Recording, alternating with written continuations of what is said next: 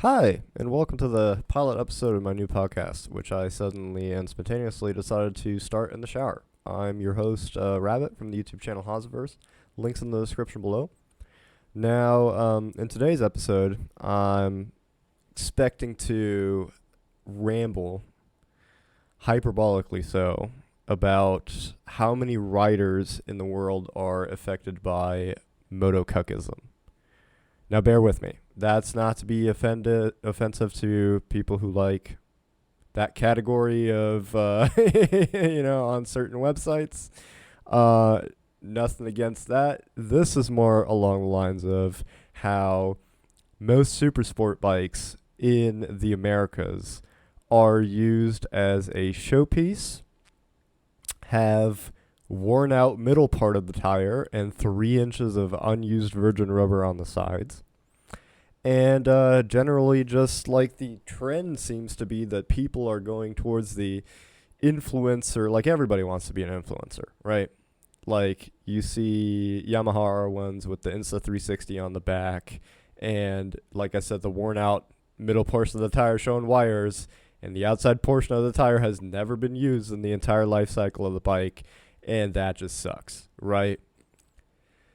Now, the way I even got to this topic is if you watch anime, as a person of culture, you've likely seen the scene where Kino, for those not in tune with this anime of Kino's journey, is Kino is a young assassin and rides around this motorcycle that he talks to, or they talk to, and they get into this country that has a museum about this adventuring hero, and there's basically like what looks like a KLX 300 or like a Deer Z400 on display in the museum, right?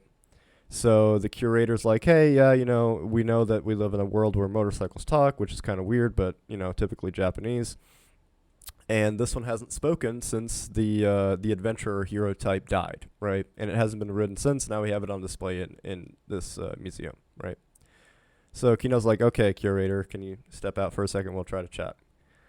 So in this low, beaten Japanese voice, this bike just goes, oh, must be nice, to Kino and I think Hermes is the bike or something. But it goes into this monologue about how it used to have this life of adventure and riding and just fulfilling its purpose as an adventure bike, basically, right? Running in the wild. And that got me thinking, man, that's like 95% of super sport motorcycles in the United States, right? These bikes come from Europe and Asia, where if you look on a website like roadcurvature.com, which shows you a measure of the curviness of roads and like outlines really good riding roads, highly recommend it, right? You look at Europe or Japan, and they're all over the place, like every 5 feet, And I recently watched a Skyum video too, which was like an apology to European / Eastern riders, that they were right, that European and Eastern riders are generally better riders than those in the States because we don't have nearly enough curves here, right? People like from the colonists on moved to the United States. Everybody hated each other, so they moved far as shit away from each other. Like the width of European countries far apart is how they built cities, right? So you have all these long straights and 70-mile-an-hour speed limits. So let's start lobbying for higher speed limits, please, with the government. And stricter driving regulations. Anyway, that's beside the point, right? You have these long straightaways where European and Asian-built bikes are not meant for, They're meant for curves. Sport bikes are meant to go around circuits and tracks fast. That's what they're designed to do. Guess what's not designed to do that? Cruiser bikes, American-branded bikes like Harley-Davidson, Indian, Buell, Victory or whatever. They're designed for American roads, which are straight and slow. And this is not like anti-America shitposting. This is just the truth, man, right? So, how did we get here? Flashback to the 1970s. Fédération Internationale de Automobile, the FIA, who governs Formula One and every good bit of road racing, says, hey, listen, dudes, Group 4 and 5 rally cars, they're a little too dangerous. So we want, if you're a factory team racing a factory car, to have a representation on the road of this vehicle. So you have to build so many road-going versions of your race car to participate in racing. That's where, like, the Subaru 22B or the RIP to the Mitsubishi Lancer Revolution series came from, you know? Thanks to that rule, we got awesome road-going cars, right? Which are these days also just used by Instagram influencers to hard park and, you know, be museum pieces instead of getting driven hard, on average, right? So fast forward to 1988, the Fédération Internationale de Motorcyclisme, I'm being like ethnicist to French people at this point, but the FIM is like, hey, listen, dudes, same thing. If you want to race in World Superbike, you have to have so many road-going models. The S1000RR, the R1, the GSX-R 1000, all these bikes ported into the real world, outside of racing, onto the road, like some shitty fucking console port from a computer, you know, where the game's actually intended to be played, ported onto the road. Bam. Clout rockets. Road legal. Now if you're studious and watch my YouTube channel, you know, and have heard me rant about this before, I'm sorry, but I've overwhelmingly been a fan of, or a proponent of saying that 1000cc bikes, 600cc bikes, or even pushing it, don't belong on the road. Like any inline 4 performance machines, just track only. You know, they're not useful for traffic, although they're narrow and they go, like, riding those things at 3,500 RPM where they're barely turned on at 45 miles an hour is not what those things are intended to do, right? Are they fun to own? Yes, of course. If you ride them on a track, if you fucking scream through Azusa Canyon every weekend, you know, or if you, you know, ride them around Deals Gap, I'm sure that having a super sport bike, doing that, I can tell you, is one of the few things in life that really make you feel alive, right? And I know this is totally, hypocritical from a person who daily rides Triumph Street Triple RS Moto 2 edition that has the engine from the literal Moto 2 bikes in a road bike, right? And I also have to say that I am the bad guy for riding this bike close to how it's intended to be ridden on public roads, because that's completely illegal, right? You should not do that. Just to reiterate, don't ride sport bikes ridiculously fast on public roads. But that's because right now, like, well, I just had this epiphanal piece of wisdom as a shower thought, you know, a couple days ago.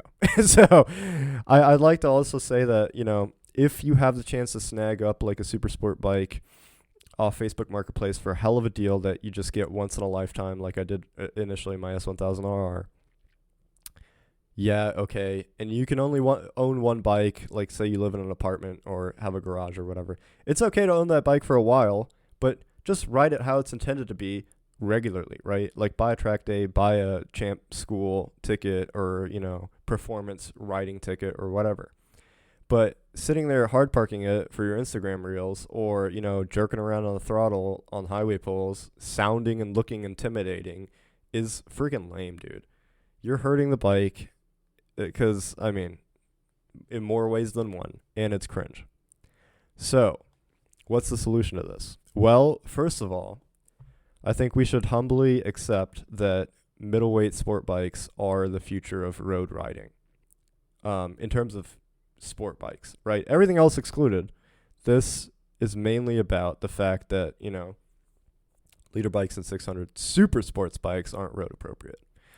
So, Kawasaki Ninja 400 is the United States' most selling bike, and I think we should normalize the fact that you can ride that bike to its limits on the road within reasonable legality, right? And you can learn how to be an incredible rider on it because it still performs, right? It's still built purpose for sporty riding, but it's just a regular sport bike. It's not super in any way, which is why people don't like it, you know? Yeah, they look fast, but, you know, when you can tell that somebody's going slow in an Instagram reel, it's not crazy. It's also not expensive, dude. You can have one of these things for like $4,000 off Facebook Marketplace. So people aren't impressed by it.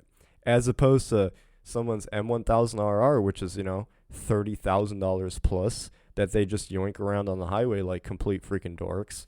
And as I said in the beginning of the intro, has like 3 inches of virgin rubber on each side of the tire, you know? And this is not mad because, like, I won't have it. Like, I might get a liter bike down the road again if I get into racing. I'll probably stick around inline 3s with, you know, 765cc. I think that's plenty. What I'm saying is, if you have this bike, ride it as intended. The motorcycle has a soul, dude. It's sitting there on the parking lot, covered up, sad as hell, because it's not fulfilling its purpose as a super sport bike. You know, it's not being ridden by anybody that's super because you won't go out and practice. And it just can't be itself on the streets because it's illegal, you know? When you can go 95 miles an hour in first gear, yeah, tough luck on riding through cities and parking it at a Starbucks or something, you know? So this, I think this is just mainly a U.S. problem because everywhere else in the world you kind of have a real good semblance of curvature and stuff like that in the roads. American places are just built very large, and unfortunately, the bikes that thrive over here are slower and heavier and just comfortable, you know? So, not to say that you can't ride super sports, but you have to go out of your way to go to the track or the canyons or the mountains. And in the canyons and the mountains, you risk death if you go above your limit. So, again, go to champ school, go to the track, practice. Don't be a moto cuck, you know? Don't buy a 200 horsepower bike, ride it around in booty shorts and sneakers and a t-shirt, you know, or even worse, a cutoff. Put on some gear, practice your riding, you know, and ride towards reaching the bike's potential, right? It builds you up as a human being. You're learning some skills and you're learning some risk tolerance and among other things, you know? Now, what's the drawback of actually doing this, right? What's the drawback of Instagram posters? Why am I so upset about this? You know, that influencers are slow riding their M1000RRs. Well, it's because the same people who have these also make review videos of them, and they tell you, well, the 2024 Yamaha R1 has too aggressive a stance to be ridden comfortably on the street, right? Now, what's the problem with that? Well, it's built for the track, idiot. So maybe you should ride it there. On the other hand, if, and this is especially wild on the car scene, right? So you have GT Racing, BMW M4, GT3 is available for people to buy, or especially Porsche GT2 RS, you can buy a legitimate race car. And the only people who can afford these things mostly are like rich people. Rich people like luxury. Luxury is normally comfort. Now these cars are normalized, so people who aren't racing drivers can handle them on the road and don't crash and die in them, making the cars and bikes together under the same concept enshittified, you know? You know how everything's getting lame, like everything's babied and everything's dumb and has warning labels because you can't trust anyone with anything because we're all sitting there watching 8 hours of TikTok a day instead of like reading a user manual for 35 seconds to understand how our vehicles really work? Well, that's what's happening. So, ranting aside, the solution to that is just be humble, man, you know? Bikes around 400cc to 700cc like twins. The MT7 or the FZ7 even, it was a 2016, so it didn't have the Euro designation. Was my first bike. I think they're perfect for riding to their maximum. You can, as a normal human being, outride the brakes and the suspension on FZ7 easily. Because, let me tell you, how I crashed at 85 miles an hour because I experienced brake fade. And I was not prepared for that because I was a shitty rider and didn't practice enough and rode over my skill, you know? Now, I'm saying that, yes, it's a responsibility issue to not to ride within your skill, but if your skill is drastically lower than what the bike's capable of, maybe you should buy less of bike, right? Now, on that point, 400 Ninja 400 has 44 horsepower to its 390 pounds. That's a better power to weight ratio than a Mustang, Camaro, a Charger. You know, all of America's like best sports cars. Well, I wouldn't say best sports cars, but like going baseline sport cars, right? So let that one marinate. And I think that riding a Ninja 400 at a fast pace and using all your tire, front and rear, isn't crazy or, you know, super illegal. And it's not nearly as out of touch as you would think, right? A lot of people are scared to crash, but, I mean, if you practice enough, like, you can ride that bike to its potential. And you should. So, on the bright side, I feel like a lot of content on the internet has been going back to the roots, you know, back to less ridiculous car and bike builds, less ridiculous content, sane people posting. Like, big shout out to Speed with 3 E's. The channel by James Pumphrey, who used to be part of Donut Media, I think, and like Hoonigan or something, as well as Mighty Car Mods and Brian636, just like really grassroots enthusiasts channels that promote like this as opposed to the mainstream millions of views garbage that we get fed, where people have like an M1000R and just, you know, post rollers of them going 45 super slow, the footage is sped up, you know. They have like an AGV Pista on and a t-shirt and boots for some reason, which I don't know how that makes any sense whatsoever. But, you know, they're just making bad examples. I think macho culture is weird. I think minimalism rocks. Intentionality is great. And just, you know, riding fast bikes fast or selling them to people who will do that, you know, is the move. Now, speaking of selling, I'm not selling out to share these brands because, spoilers, they don't pay me. But I really enjoy Jam's Lathering Soap. The citrusy offerings are my favorite. Aloe and oatmeal are some of the best sellers. Their only unnatural component, quote unquote, is lye. Well, to my knowledge, lye is necessary for soap making, so you can't really get around that. Everything else is totally natural.